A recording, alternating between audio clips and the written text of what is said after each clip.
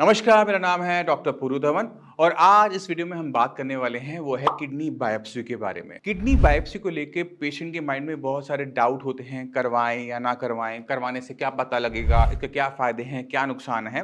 ये बहुत सारी चीज़ें माइंड में चल रही होती हैं, तो उन्हीं को आज हम फिगर आउट करने की कोशिश करेंगे, उन्हीं को सिंप्लीफाई तरीके से समझने की कोशिश करेंगे, जिससे आप अपना मन बना सके किसी भी चीज़ के लिए। तो शुरुआत करते हैं कि किडनी बायोप्सी क्यों करवाई जाती है। तो अपने जिस कमरे में आप बैठे हो ना, उसके चारों तरफ देखो। अगर मैं ये कहूँ कि ये कमरा काला है, हर जगह कालक बिछी हुई है, तो आप क्या सोचोगे? यहाँ क्या हुआ था? सोच के देखो। आपको लगेगा कि यहाँ पर कभी आग लगी होगी। अब दूसरा एग्जांपल लेता हूँ। मान लो कि आपके कमरे में शीशे टूटे हुए हैं, खिड़कियाँ खुली हुई हैं और चारों तरफ मिट्टी ही मिट्टी है। उस कमरे को देखकर आपके माइंड में क्या आएगा? आंधी आई होगी, राइट?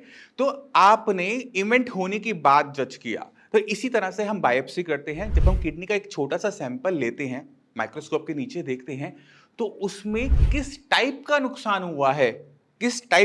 हुआ है, उसको देख के आइडिया लगा लेते हैं कि क्या हुआ होगा। इसलिए किडनी बायोप्सी जरूरी होती है। इससे हमें पता ये लगता है। अब इसके फायदे क्या हैं?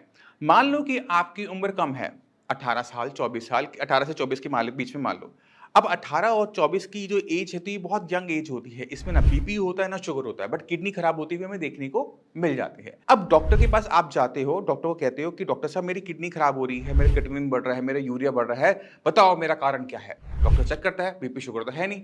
तो 80% जो किडनी फेल होने के कारण है वो तो है ही नहीं। अब क्या कारण हो सकता है? यहाँ पर ये दिक्कत होनी शुरू हो जाती है। पेशेंट के साथ क्या गलत हुआ? तो ऐसे केसेस जहां पर हमें कॉज ना पता हो, कारण ना पता हो, बैक हिस्ट्री ना हो, वहां पर बायोप्सी का रोल बहुत ज्यादा बढ़ जाता है, और खासकर उन पेशेंट के अंदर जिनकी उम्र कम है। इससे फायदा क्या होता है कि हमें मेडिसिन सेट करने में आसानी होती है। मान लो कि किसी पेशेंट को आईजीए नेफ्रोपैथी है। अब आईजीए नेफ्रोपैथी में क्या होता है कि आईजीए इम्यूनोग्लोबिन ना किडनी के अंदर डिपॉजिट हो जाता है, और जब हम इसे माइक्रोस्कोप के नीचे देखते हैं, स्पेशल इंक डालते हैं, तो वो अलग तरीके से चमकते हैं। तो हमें पता लगेगा क्या कि पेशेंट में आईजीए नेफ्रोपैथी है। अब जब हमें पता है कि आईजीए नेफ्रोपैथी है, तो ऐसे केसेस के अंदर आप स्टेरॉइड का ट्रीटमेंट ले सकते हो, है ना?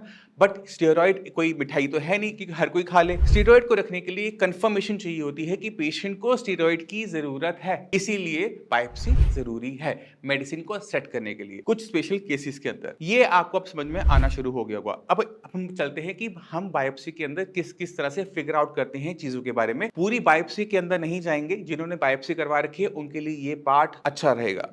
तो शुरुआत करते हैं सबसे कॉमन फाइंडिंग से कि जब हम किसी की बायोप्सी करवाते हैं और सबसे कॉमन फाइंडिंग हमें क्या देखने को मिलती है, और वो है एफएसजीएस, फोकल सेगमेंटल ग्लोमेरुलोस्क्लेरोसिस, यानी किडनी के अंदर चीज स्क्लेरोज हो रही है। अब ये क्यों होती है एफएसजीएस? ये उन पेशेंट में देखने को मिलता है जिनकी किडनी बीपी से खराब हो रही है। बीपी पहले कभी बढ़ा, किडनी को नुकसान हुआ, अब बीपी तो ठीक है, बट किडनी के अंदर जो डैमेज है ना, वो बीपी से इनिशिएट हो गया था। अब जब किडनी के अंदर थोड़ा सा डैमेज हो जाता है ना, चाहे बीपी आपका ठीक हो भी जाए, तो भी वो डैमेज है वो बढ़ता चला जाता है, क्योंकि सीकेडी जो भी है वो सेल्फ प्रोग्रेसिव डिसऑर्डर है, यानी अपने आप बढ़ने वाली बीमारी। किडनी को 5% नुकसान हुआ, कोई बात नहीं, आपका क्रिएटिनिन लेवल नहीं बढ़ेगा, बट वो 5% का जो नुकसान है धीरे धीरे धीरे धीरे 30% तक पहुंचेगा। 30% तक भी काफी हद तक क्रिएटिनिन नहीं बढ़ता, बट जैसे वो 30% को क्रॉस करता है कि किडनी को 30% नुकसान हो गया, उसको क्रॉस करता है, तो क्रिएटिनिन की वैल्यूज बढ़नी शुरू हो जाती है, और वहां जाकर आपको पता लगता है कि किडनी के साथ कुछ ना कुछ गलत हो रहा है।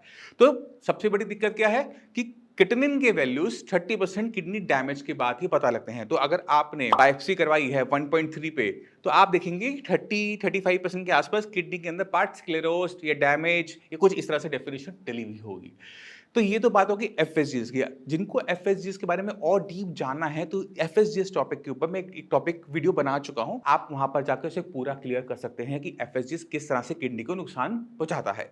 अब चलते हैं दूसरे सबसे कॉमन फाइंडिंग के अंदर, जो कि हमें बायोप्सी रिपोर्ट में देखने को मिलता है, वो है एमसीडी, यानी मिनिमल चेंज डिजीज। अगर किसी पेशेंट में प्रोटीन लीक हो रहा है और किडनी के अंदर जब हम बायोप्सी करते हैं, अब जब माइक्रोस्कोप के नीचे देखा कुछ नहीं मिल रहा और प्रोटीन लीक हो रहा है, तो वहां पे डॉक्टर को समझ में आ जाता है कि कुछ ऐसा है जो मिनिमम है, जिसके बदलाव की वजह से प्रोटीन आ रहा है, बट वो माइक्रोस्कोप में नहीं है। तो इसको हम क्या कहते हैं? मिनिमल चेंज डिजीज, यानी इतना छोटा नुकसान है कि हम उसे देख नहीं पा रहे, उसे समझ नहीं पा रहे, बट दिक्कत चल रही है, तो उसे हम एमसीडी कहते हैं। ये नॉर्मली देखने को मिल जाता है, सेकंड कॉमन फाइंडिंग होती है जो कि हमें किडनी बायोप्सी में देखने को मिलती है।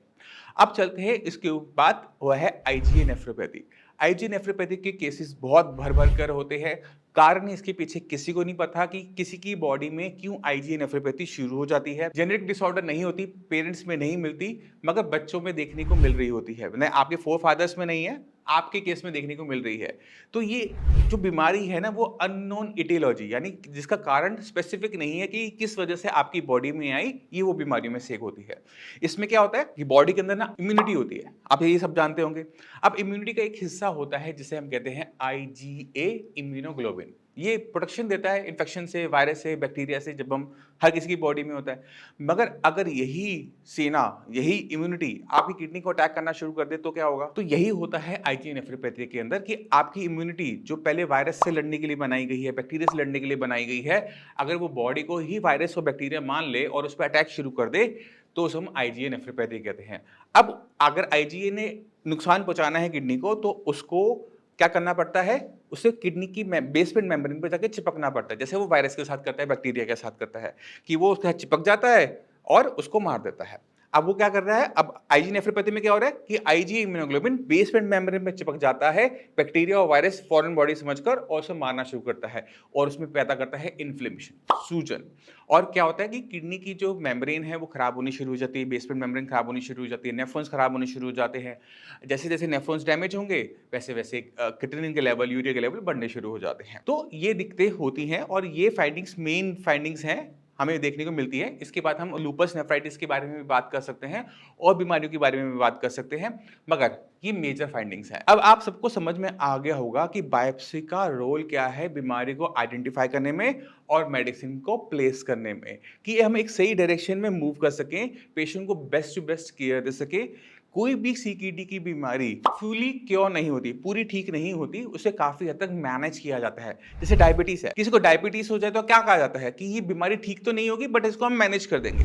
इसी तरह से जो सीकेडी है वो मैनेजेबल डिसऑर्डर्स में आता है, नॉन क्योरेबल डिसऑर्डर में आता है। ये फुली क्योर नहीं हो सकता। अगर किडनी लेवल आपका मान लो कि 12 था, वो 1 भी आ जाएगा ना, तो भी आप सीकेडी के पेशेंट रह जाते हो, क्योंकि किडनी के अंदर थोड़ा बहुत डैमेज रह जाता है और वो डैमेज धीरे धीरे उम्र के साथ बढ़ता है, और जैसे जैसे वो बढ़ता है तो आगे चलकर फिर किडनी को डैमेज पूरा करके रहता है। तो अच्छा ये होता है कि जितना हो सके अपने आप को बीपी शुगर से बचाओ, क्योंकि अगर बीपी शुगर है तो 80% केसेस तो यहीं से ओरिजिनेट हो रहे हैं, तो चांसेस तो 80% ऐसे ही खत्म हो गए। तो ये बहुत जरूरी है, बहुत जरूरी अंडरस्टैंडिंग है, जो हर किसी को, ना सिर्फ किडनी फेलियर पेशेंट को, बाकी सब किसी को पता होना चाहिए, जिससे वो अपनी बॉडी को, अपनी किडनी को प्रोटेक्ट कर सके और सीकेडी बीमारी से होने से पहले ही बच सके। मैं उम्मीद करता हूं इस वीडियो से किडनी बायोप्सी के बारे में आप गहराई से समझ गए होंगे, क्यों जरूरी है, कि कमरा काला तो आग लगी होगी, मिट्टी ज्यादा तो आंधी आई होगी, तो टाइप ऑफ डैमेज से उसका कारण पता लग जाता है और क्या क्या हमें फाइंडिंग देखने को मिलती है बायोप्सी के अंदर। फिर भी कोई डाउट है, कुछ भी पूछना चाहते हो, मैं अवेलेबल हूं और हमारी पूरी टीम अवेलेबल है, मुझसे भी आकर मिल सकते हो। अब इसी के साथ मैं चलने की आगे चाहूंगा। मिलते हैं अगली वीडियो में, तब तक के लिए नमस्कार।